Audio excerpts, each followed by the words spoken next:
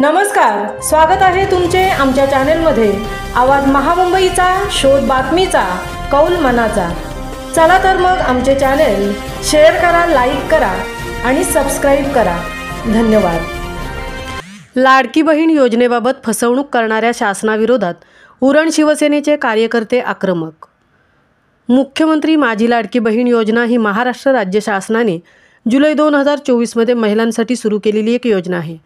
महाराष्ट्र राज्यातील महिलांच्या आर्थिक स्वातंत्र्यासाठी, त्यांच्या आरोग्य आणि पोषणामध्ये सुधारणा करणे आणि कुटुंबातील त्यांची निर्णायक भूमिका मजबूत करण्यासाठी लाडकी बहीण योजना सुरू करण्यास महाराष्ट्र शासनाने 28 जून 2024 रोजी मान्यता दिली होती। या अनुषंगाने गुरुवार दिनांक 15 मार्च 2025 रोजी शिवसेना उद्धव बाळासाहेब ठाकरे पक्षाचे पक्षप्रमुख उद्धव बाळासाहेब ठाकरे यांच्या आदेशाने व जिल्हा प्रमुख तथा माजी आमदार मनोहर शेठ भोईर यांच्या नेतृत्वाखाली शिवसेना उरणतर्फे तहसीलदार उद्धव कदम यांना भाजपा शिंदे अजित पवार यांच्या महायुती सरकार विरोधात निवेदन देण्यात आले। 2024च्या निवडणुकीत लाडकी बहीण योजनेच्या 1500 ऐवजी 2100 रुपये देण्याच्या आश्वासनाची पूर्तता करत नसल्याने जुमलेबाज महायुती सरकारचा निषेध करण्यात आला। खोटी आश्वासने देऊन महिलांची फसवणूक करणाऱ्या सरकारच्या विरोधात आक्रमकपणे आंदोलन करण्याचा इशारा उपस्थितांनी त्यावेळी दिला।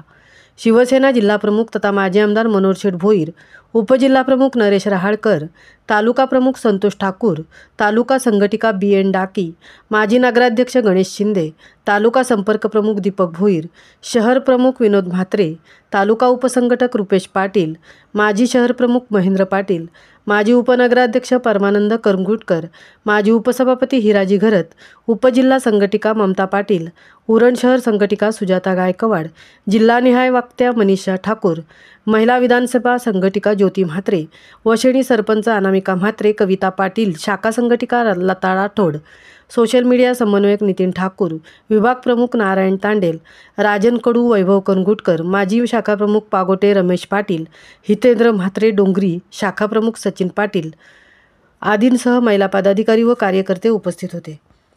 आवाज महामुंबईचा चॅनेलसाठी मिलिंद खारपाटीलसह तृप्ती भोईर, उरण।